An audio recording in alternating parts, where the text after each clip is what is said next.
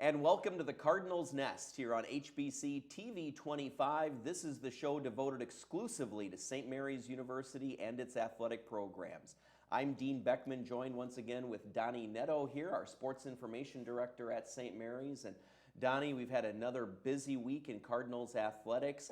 Later on in the program, in the interview segment, Bill Moore from the men's hockey team. He's the head coach. He'll be our guest here on the Cardinals Nest, and he's been on the show once already this year, but we need to get him back on. His team has a bye this upcoming weekend, which is the last weekend for men's hockey, and it's going to be an important one because the Cardinals now have already clinched a spot in the men's hockey playoffs, so they'll find out where they're seated and who they'll play and where they'll play. So we need to kind of talk to Bill about the end of the season here. Yeah, it's nice to be able to scoreboard watch and have it be about who you're going to play rather than are we going to get in. They solved that issue last weekend with a split against St. John's and a really nice win on the first night, and then a heartbreaking 5-4 loss on Saturday. But that big win on Friday gets them into the postseason, and now it's just a matter of where they're going to end up in terms of the seedings and whether they'll have a home game that first round or if they'll get a bye and be able to start on next Saturday. Yep. All right, so that'll be a little bit later on here in the program. We'll bring Bill in. But first, this past week in St. Mary's athletics, and we'll start with track and field, Donnie, because the Cardinals were at St. Thomas and several record-setting performances for the track and field team. Yeah, you talk a lot about making sure that you're ready as we get nearer the indoor championships, which is in 2 weeks, and I would say that the Cardinals are pretty ready right about now. Five school records at the UW Superior Border Battle and the St. Thomas Showcase. We did have a couple of individuals run in both of those meets. Brandon Krogman broke 2 school records in the 600 and the 800. The 600 he did at St. Thomas on Friday night, and then came back on Saturday up in Superior and broke the 800. Jovan Newsom broke the 5,000 meter record, his own record that he set a year ago, so it was good to see him continue an outstanding cross-country season and really has really picked up right where he left off there. The big ones, really, Becca Dupe in the long jump, 5.53 meters to win that and set a new school record, again, breaking her record that she broke last year. Last year's school record was actually broke an 18-year-old school record, so she's kind of the queen of the long jump right now for the Cardinals, and a great leap of 5.53 meters. It puts her among the top people in the MIEC and 19th overall in terms of longest jumps of the year, so that was great to see. And then Kyle Lichtenegger, who we've talked about soccer-wise, is an outstanding sprinter, 7.03 seconds in the 60, to set the new school record there, and that was a 19-year-old school record. So we're breaking some records that have stood for a long time, and great to see some of these athletes really be in prime form. They'll have one more meet this weekend, and then it's the conference indoors. So a shortened MIAC indoor season, but it looks like the Cardinals are really ready to go. Well, and with Becca Dupe, when you start breaking your own records, right, then you know you've been very consistent. The other thing with Becca Dupe, Donnie, is because of that, she was named MIAC Athlete of the Week for track and field. Yeah, great honor for Becca. And you know, the interesting thing, and I know we talked about this last year, is she had never long jumped before last year, and Coach Anderson had seen her ability in her running style, and he's like, you know, hey, let's try the long jump, and here she is breaking school records and really sitting really well nationally in terms of distance. So it's been a great 2 years of long jumping for her. She's also a very good sprinter in the 60 and the 200, so she's going to be one that we're definitely going to watch in 2 weeks when they get to St. Paul for the conference championships. Yeah, so, you know, the amount of work they must be putting in, and Niels Anderson especially, the amount of coaching really starting to pay off because, as you said, some of these records are 19 years old that they're breaking, so really a phenomenal indoor season. Yeah, and no rest for the weary. You know, as I mentioned, you got Jovan Newsom and Brandon Krogman, who both were cross-country, so they're into their, you know, they end cross-country the beginning of November. You start indoor track the end of November, early December, so they didn't get much rest. You got Becca, who was a women's soccer player. You got Kyle, who is a men's soccer player. So you've got a lot of people who are expanding the entire school year in terms of competition, and that's very difficult to do and not burn out, and yet these guys are just right on the top of their game. Eventually we'll have Niels Anderson, the head coach, here on the program, and one of the things we'll ask him, Donnie, is I would imagine success begets success, right? They're sort of pushing each other to be all that much more successful. Absolutely, and I think somebody like Becca is one that you can really kind of give a lot of credit to Coach Anderson, because like I said, she had never long jumped before, and now she's one of the top long jumpers in the conference. And as we say with every sport, this conference has some of the premier athletes around. And so for her to be able to do what she's doing, you've got to give some of the credit to Coach Anderson, because he saw it. He's the one that's cultivating this ability for her to long jump, and really is doing a phenomenal job in 2 years. All right, let's go to women's basketball now. And the Cardinals basketball team, they've got just a couple of games left, and it is getting tight for the last conference playoff spot in the MIAC. And right now the Cardinals hold it, Donnie, but there's only 6 teams that will get in. The Cardinals are very precariously in 6th place, with a couple of teams tied for 7th, a game behind. Yeah, they're clinging to that to that spot right now. Talked to Coach Pollerai, and last Saturday's loss to St. Kate's really hurt them. That would have solidified a spot in the playoffs. Instead, it gave a spot to St. Catherine and left St. Mary's in the position they are right now with a 1-game lead with 2 to go. And the schedule certainly does not favor the Cardinals. They've got 2 games left, one against St. Thomas, 23-0. Very tough one there. And then St. Benedict on Saturday, and that is not only is it senior day, but St. Ben's is in the playoffs as well. So 2 playoff caliber teams remaining. They need to get a win in one of them, or they need Augsburg to lose one, or Carleton to lose both of theirs, because if Carleton finishes tied with us, then they get the tiebreaker, whereas we hold the tiebreaker over Augsburg. So these 2 games are important, and hopefully, if nothing else, we can get a little help from Gustavus, who plays Carleton on Saturday. If they can beat them there, then that would definitely help us out as well. Right, so definitely still a strong possibility, but winning one of these last 2, pulling a little bit of an upset, would certainly go a long way toward helping. Donnie, the men's basketball team also closing out its season right here on HBC TV 25. We'll have the women's men's doubleheader against St. Ben's and St. John's on Saturday here on TV 25, Donnie, and several seniors, very high contributing seniors, closing out their career with the Cardinals. Yeah, and we had Wiley Farron on here on our show. You got Q Smith Pugh, and you've got Aaron Romportal and Chad Schlosser as the 4 seniors. And, they have really stepped up this year and done, I think, a great job of leading this team. Records, we talked about it a little bit last week. The record doesn't necessarily show the strides that this team has made, because every game that they're playing right now, they are in it from start to finish. And unfortunately, you look at the Augsburg game on Monday. It's a tight 2-point game, and Augsburg went on a little bit of a run, and the Cardinals just couldn't recover. And it's those runs. Basketball is a game of runs, but right now what's really hampering the Cardinals is those runs are becoming a little too extended, and it's making it just too difficult for them to be able to come back and make a run at the end. But Wiley's had a phenomenal career, and he had 14 points against Augsburg on Monday night, including 13 in the first half.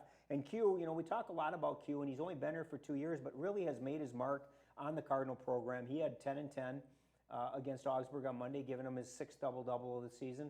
An outstanding contributor. And Aaron Romportal is one of those that has been thrust into a different role this year as more of a go-to scorer, and has done a really, really good job of that. And then Chad's one of those that comes off the bench, gives some very, very important minutes, and is doing an outstanding job. These are 4 seniors that I know that Coach Rusthoven's going to be very hard to replace, just because of not only the ability they have, but just the type of people they are. They're great individuals off the court. They're very studious. They're outstanding students in the classroom, and it's going to be a tough class for him to replace both on the court and off the court as well. I totally agree too with Q.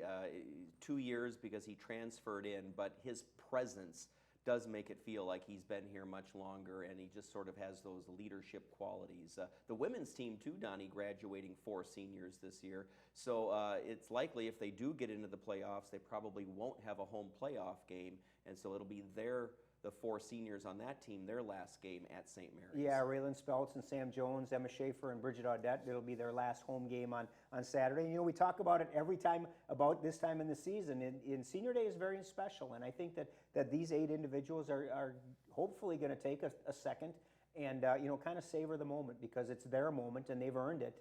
And just like the men's team, these 4 seniors on the women's side have worked extremely hard, done phenomenal things. They've really experienced some great highs, and it's going to be sad to see them leave. And you've got Emma, who's a 2-sport standout, and Sam Jones has been the mainstay inside for the Cardinals, and Bridget Audette playing on a torn ACL this year to make sure that she plays her senior year. I mean, these are individuals that just they epitomize what a student athlete is about.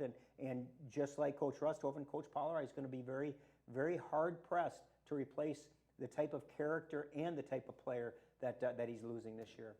Donnie, just women's tennis in play from the tennis side of things this past week. An impressive 9-0 win over North Central. Yeah, a nice win for them. It was good to see them get up back on the winning track. They'll have a busy weekend this weekend, but you know they're a very talented team, and I think the one thing that you look at with this team and Coach Hallberg is he's got some depth. And you know, it's a very solid lineup that he can put on the court, and I really think that they're going to be able to compete with just about anybody in the conference. And you know, you've got some great senior leadership with Haley Vandenberg and Megan Vandenberg and Haley Jorgensen doing what they do. You know, and then you've got some young people. Laura Sande is an outstanding player and should do some really great things. And Cassandra Barr, who we talked about the last time because she had such a great fall at the ITAs, is going to be another one of those that really helps solidify that lineup and give it some depth that they so desperately need. Donnie, just a minute left before we bring in Bill Moore from the men's hockey team. The women's hockey team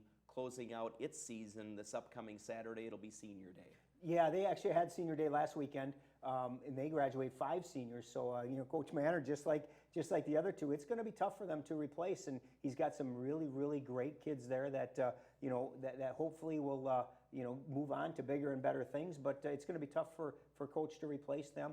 2 very, very tough games against St. Ben's last weekend, an overtime win and an overtime tie. You know, Natalie Ryan gets the game-winning goal for the Cardinals in overtime, 47 seconds in on Friday night, and then they get a late goal by Lindsay Paschke with less than 2 minutes left in regulation to get them into overtime in the 2-2 tie. So the Cardinals are, hopefully what they're doing is building some momentum. They've got a big weekend this weekend against St. Catherine, and hopefully building a little momentum as they try to prepare for next weekend, or for next year. Right. All right, that'll do it for this segment of the Cardinals Nest. Coming up next here on HBC, we'll talk to Bill Moore from he's the head coach for the men's hockey team. That's next on TV 25.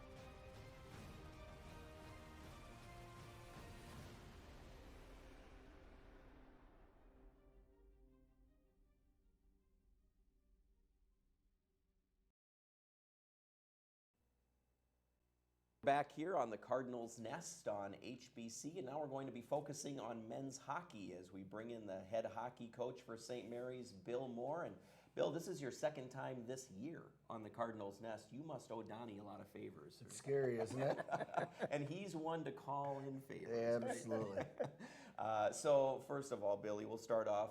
Congratulations, because your team has qualified officially now for the MIAC postseason playoffs. But I know you're never satisfied, but at least you have to be happy going into this bye weekend here where your team does not play, that at least you've done that much, you've solidified a spot, and you don't have to rely on the outcomes of other teams other than for the seed that you'll eventually get. Exactly, and I think we were nervous about having the last weekend off and not having any say coming into it, but we were fortunate enough that we won enough games along the way that we're clinched. So now it's just a matter of sit back and wait and see where we're at and who will play. And it actually is now going to turn out to be a benefit to us because we'll have some time for some of our guys that are a little more banged up to recover and get the treatment that they need and hopefully be back full force when we go next week sometime.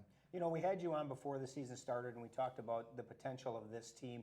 Can you now look back on this season and do you feel like you've reached the potential that this team is capable of? No, and I think I'm not saying that I'm disappointed with the season by any means, but if you look back at our record, we have 4 overtime losses. We have 3 games that we had multiple goal leads and lost it. So I mean, legitimately, I think had we played a little better and got a few bounces, we could have 17 wins right now. And I'm not saying I'm disappointed by any means because our goal number 1 was not to win the MIAC championship. It doesn't do you any good. You got to win the playoffs in order to go. So our number 1 goal was to get to the playoffs. And in our conference, and it's showed in the past, anyone 1 through 5 can win on any given night. So we just wanted to get there, give ourselves an opportunity to be in the tournament, and now let's see what happens. Let's talk a little bit about the tournament before we get into some individuals, but you really kind of have 2 scenarios. One, you finish 3rd, you get Thursday off, and then you're either going to face Augsburg or St. Thomas. The other scenario, you could get Concordia or Hamlin in the 4-seed game. Talk a little bit about what you'd like to see. Which way does it matter? You know, there's benefits to both. Obviously, anytime you can get a bye and get an automatic win, we'll take it. But it would be really fun to have a home playoff game at the same time. And we're guaranteed to be a minimum of 4th, so we would at least have a home playoff game. So I guess either way, obviously, I think I'd rather have the bye. And it would be fun to have a home playoff game, but if we can get an automatic qualifier into the semifinals, that would be a lot better, I guess. You know, talk a little bit about the field because as you have mentioned, it's wide open. Mm-hmm. Yeah, St. Thomas, Augsburg are tied for 1st right now, but you know, you look at top to bottom. This year's field of potential playoff teams is really very tight. Well, it's really funny because we've split with St. Thomas, we've split with Augsburg in the shootout, we've split with Hamlin, who's right behind us. The only team that swept us is a team that we could end up playing in Concordia in the playoffs. So other than that, St. John's we split with, we swept St. Olaf. So all of the qualifying teams we've either played with and or beat. And I guess I'd really like to get another taste at Concordia because in the 3 games we played them, we've outshot them 138 to 62, and we're 0 for 3.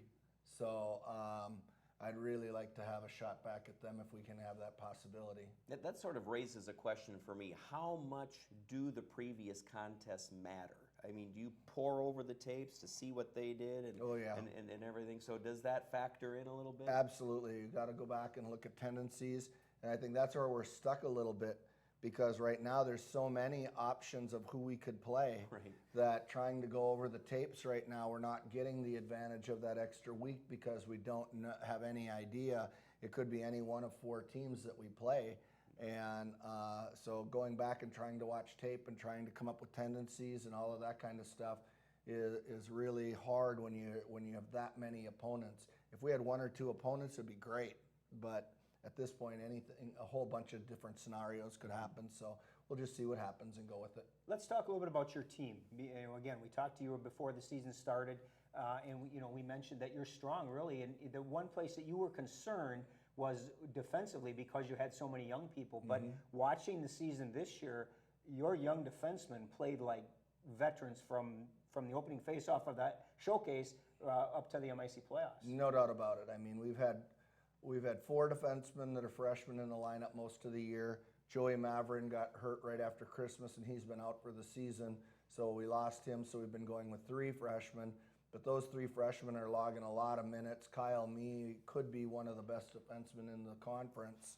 Mike Mazzano has done a nice job as captain and leading the back end and really being a teacher for some of those guys.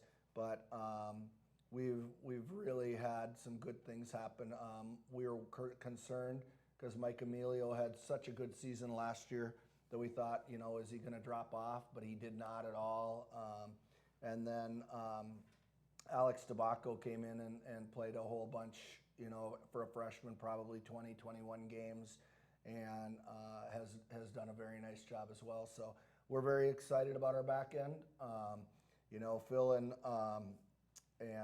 Aaron have done a great job in the goal for us. And now what it is we just have to put some pucks away and do what we can do. You know, putting pucks away hasn't been a problem either. Though.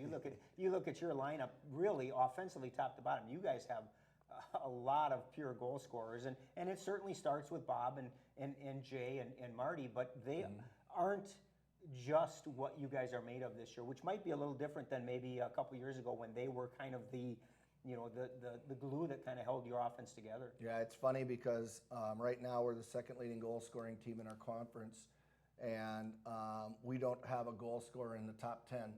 So it's so spread out that we've got, you know, 7 guys between 10 and 22 or something like that. So we have had a lot more spread, been able to count on a lot more people, and I think that's a good thing because what ends up happening is a team cannot just isolate and take one line away from you and expect to beat you because we have other guys that are coming through and putting the puck in the net. Well, it also saves on the wear and tear, doesn't it? Because you're not putting, so let's just say that the Gruss, Kinney, Heinley line out there all the time. Right. Because you don't have to. You have other lines that really can help you in the scoring department. Absolutely. And again, we even have lines right now that have more production in a couple games. You know, granted, we go the way Bob, Jay, and Marty go.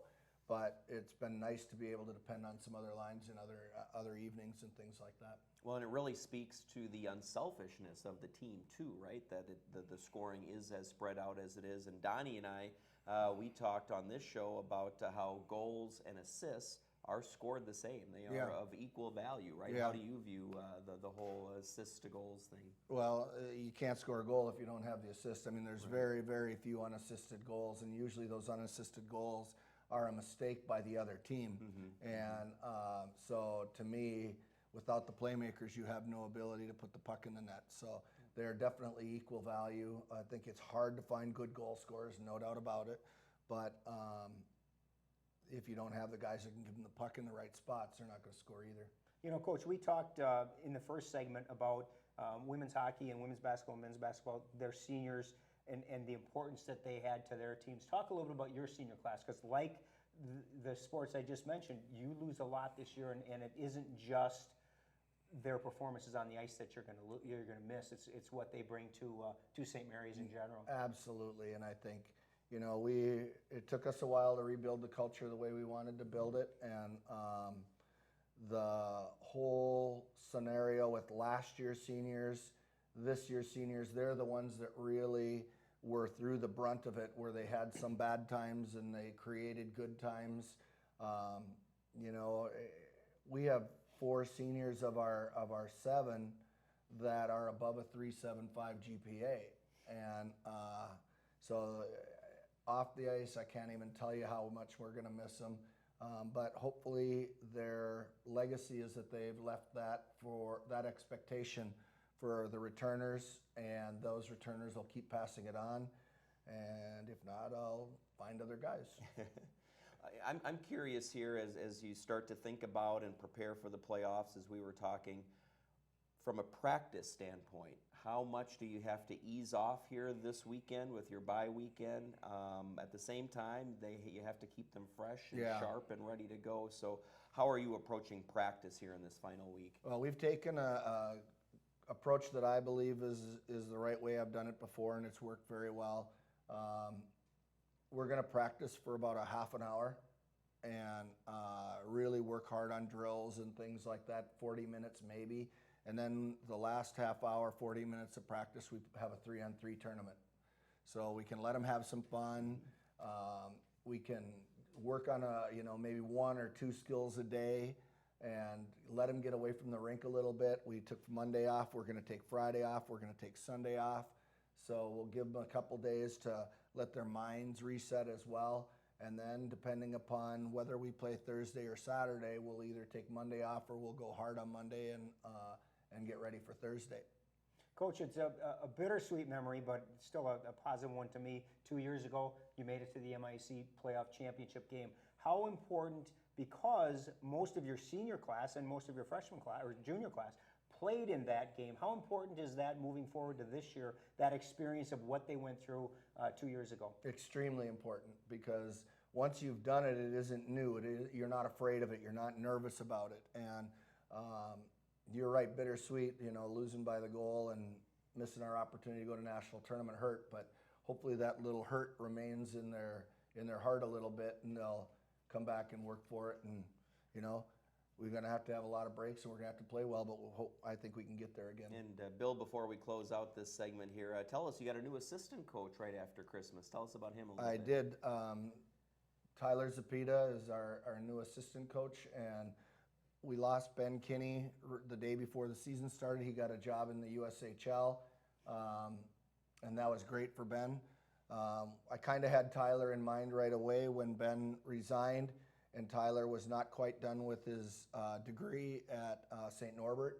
And I've known Tyler since he was a young boy in Woodbury. He still is a young boy, just so you Well, he's not young. He maybe young for you and I, but he brings the experience from St. Norbert in the national championship and how they did things. So he adds a lot to our program, and we're very, very excited to have him. All right, Bill Moore, the head coach for the men's hockey team. Thanks for being on the program today. Good luck here in the MIAC playoffs. Thank you very much. All right, stay tuned to the Cardinals Nest. Donnie and I will be right back to preview the week ahead here on HBC.